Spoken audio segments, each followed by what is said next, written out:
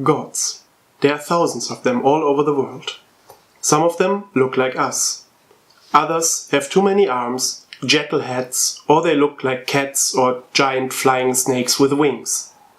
But they all share one tragic character flaw: lack of imagination.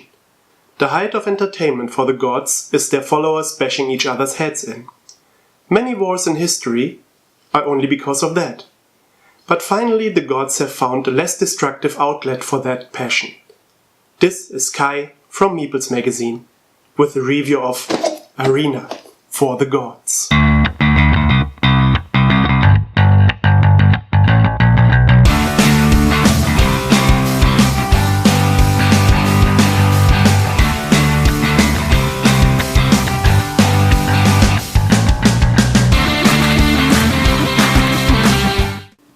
Arena for the Gods is, as you might have guessed, an arena battle game that is not hugely complicated because the gods just don't have the attention span for that.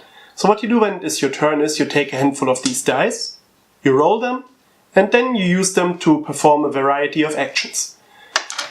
All the gods' champions have the same basic actions that are given on the player aids. So when it's your turn you can pay 2 swords to attack an adjacent hero. You can pay 2 paws to move to an adjacent space. You can pay, 2 stars to damage a hero anywhere on the board, or you can pay 2 shields to push an adjacent hero away from you. That would be pretty boring if it was only that, and the gods don't go in for boring as we already established. So you get a lot of fun equipment to play with. Your equipment comes in 4 categories. First, you get weapons, you get armor, you get a mount to ride around on, and you get a fun trinket that can do whatever. Now the thing about the equipment cards is that they give you more options what to do with your dice. If you look at Thor's hammer here, if you have a sword and a shield to spare, then you can pay those 2 to use the ability on the card, that in this case is dealing damage to an adjacent hero, and on top of that giving them one of these fun tokens that when it's that hero's turn means he has 1 die less to roll. He'll be not thankful for that. The equipment cards are really the fun part of Arena for the Gods because you get a lot of variety with them. You get simple things like Zeus's Thunderbolt that lets you deal 1 damage to a hero anywhere on the board, but it's cheaper than the standard action that lets you do the same thing. Or you get something like Hunapu's Blowgun that you deal 1 damage to a hero that is further away from you, and you give him one of those fancy 1 dice less tokens. In mounts you can get something like Ayurvata the Elephant that lets you first move 1 space, then give a 1 dice less marker to all heroes that are then adjacent to you, and then push them away from you. You can imagine this elephant jumping in the middle of a group of heroes and then bad things happen to them, and it's as fun in the game really. Armor has its own specific game mechanism, like you can see here on Osiris's bandages, in that it can award these defense tokens. When you have one of those and another hero attacks you on their turn, then you can spend the token to take whatever special effect that armor gives you for the token. In the case of the bandages, you give that hero a -1 dice marker on their own turn. Not friendly. Or you can have armor like Thor's Iron Glove that is a bit more meta in how you use it because it activates your weapon. So it depends how useful it is on what weapon you took.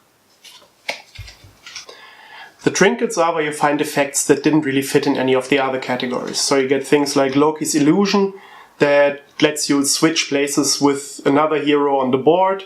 Or you get things like Pan's Symphony that lets you move another hero 1 space from where they currently are. Why would that be that useful? Well, because you get these pieces on the arena. Those are traps. Anyone that moves over them loses a point of health. And yes, moving another hero counts for that. So if you have enough of those effects, you can just make someone dance back and forth into the traps until they fall over. Now, where do you get all those fun toys? Given the theme of the game, you might think it's just gifts from the gods, but it isn't. Nothing is ever that easy. The game starts before you enter the arena with an auction for the equipment. You have as many equipment cards of each type as you have heroes, and then you bid for the right to choose from each category first or later in the round. What you bid with is your life. So if you spend a lot on good equipment, then that means you'll be more fragile once the battle starts. You really have to find a balance there to get that right. Doing the most damage is not the only important thing, or even the most important thing when you choose your equipment. There are a couple things you want to keep in mind. First, you want to have a healthy mix of symbols you might roll, so you don't have wasted dice. Second, not all symbols are equally likely to be rolled. Stars and shields are more rare than swords and paws, so that equipment will be activated less frequently. And of course, you want equipment that has good synergies with one another. So a good set of equipment, for example, could start with Loki's Illusion that lets you switch places with another hero. For this one, preferably one that is in the middle of a bunch of other people, because then next use Xiorcotl to do a lot of damage to all heroes around you.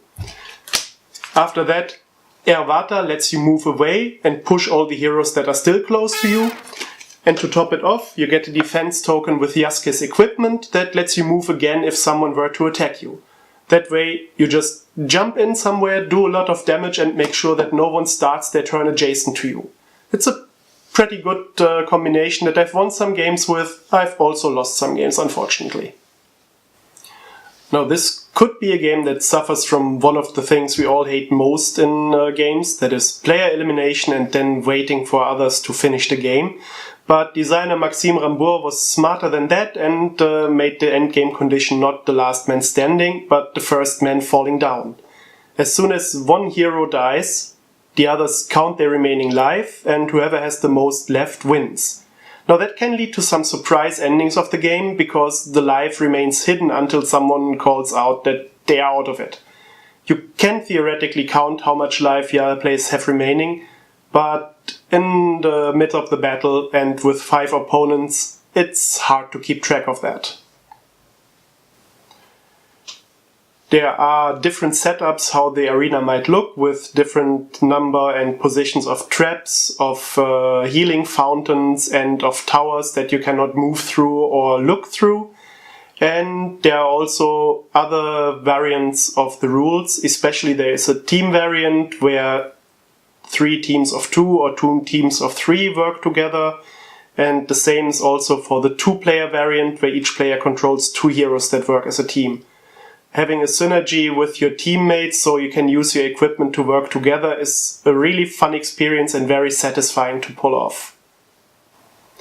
Arena for the Gods works very well with any number of players you care to try it with. Even with 6 players, you don't have to wait too long for your turn, because everyone's turn is over really quickly. And even the 2-player variant, that usually is a problem in these arena games, works well thanks to the team mode that you play in. It's very satisfying, really. Add to that this is a yellow game, so it does look gorgeous like you would expect. And it is a game that you can learn in 5 minutes and play in 15, and you'll really have a lot of fun. The caveat is, of course, if you don't like games where you hit each other over the head, then this is also not a game for you, because even if you think that the heroes will be revived and healed afterwards, it is pretty much a PvP game and not a co-op experience. So this was our review of Arena for the Gods. I hope you enjoyed watching it as much as we enjoyed making it and playing the game. If you enjoyed it, just please leave us a comment, like the video, like our page, follow us so you can see all the other cool stuff that we do, including our text reviews and the weekly board game news if you like our page on Facebook. And if you want to buy us a coffee, that's also welcome. See you next time!